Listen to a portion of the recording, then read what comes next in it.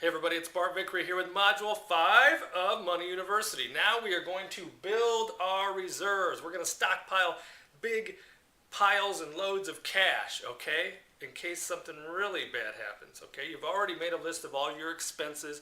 You know what you're spending your money on. You've hopefully kept track of a detailed monthly account of every dime that you've spent. Okay, and it probably astonished you at some of the things that you spend money on. But that gives you a perfect opportunity to save some money, to cut out some unnecessary expenses. You've also written out your financial goals. As I've said a million times, and I will continue to say, goals, they're the number one thing we can apply to any area of our life to improve it. Okay, so you've made your financial goals. You've also created your cash emergency fund, okay, for when the car breaks down, when that unexpected expense comes up that you would normally put on a credit card or borrow from a friend and family member. You've now got that cash emergency fund set up. All right, now you've also been disciplined enough, all right, to pay off your credit cards. One of the single most important things you can do to really get this thing moving, to really get some momentum into building and straightening your financial house. The credit cards are paid off. Now it's time to stockpile money. All right, how much money? We're going to get into that. We're going to talk about how, and we're going to talk about where to put it. Okay, 8 out of 10 Americans today live paycheck to paycheck. If you're one of them, what would happen if you got sick? What would happen if you got hurt? What would happen if you got laid off or lost your job? How long would you be able to provide for your family? Keep a roof over your head, pay the utility bills, feed yourself and the family. Okay, that's why we need to create a stockpile.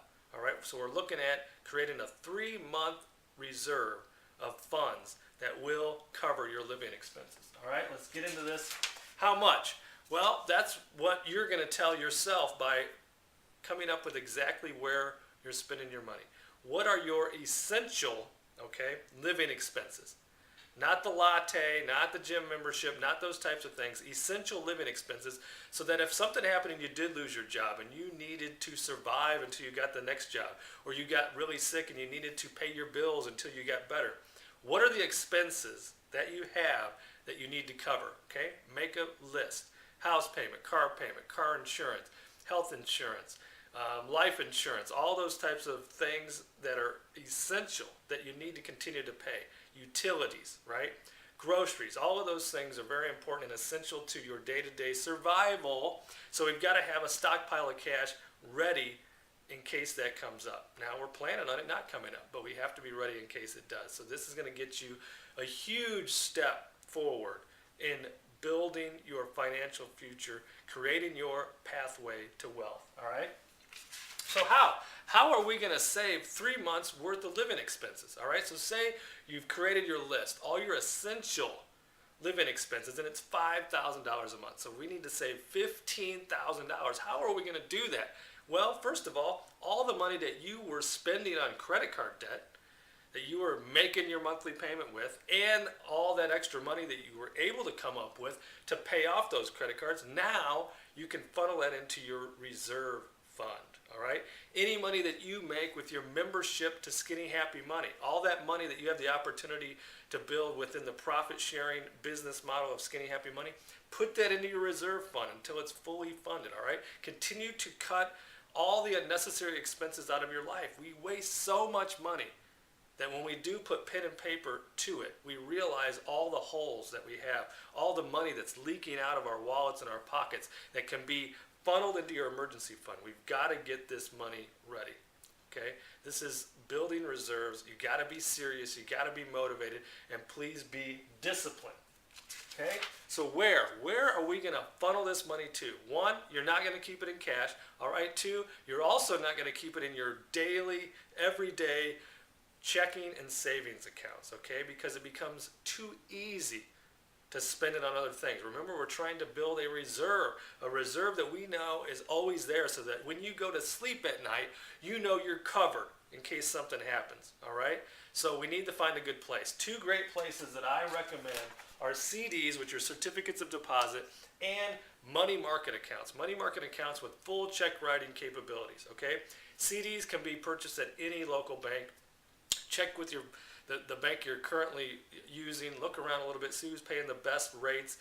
The rates right now, of course, as you know, on savings are low. They're very low on CDs as well, but they're a little bit higher than your traditional savings account. So this is money that we're setting aside. We're not planning to spend, so we do want to get a little extra interest on our money. All right, money market accounts are a great way to create and build more interest, other than putting it on your mattress or put it into a savings account.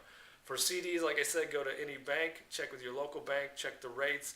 And for a money market account, some great places. I mean, your bank probably has one for you as well, but great places would be Schwab, Vanguard, and T. Rowe Price. Check with them. They've got great programs for money market accounts, and you want to make it automated. You want to have money automatically deducted from your checking account to go into your reserve account, okay? And then layer in all the extras that you possibly can until you have that fully funded with 3 months worth of your essential living expenses. If you're going to use CDs, what I recommend is that you stagger the maturity dates, okay?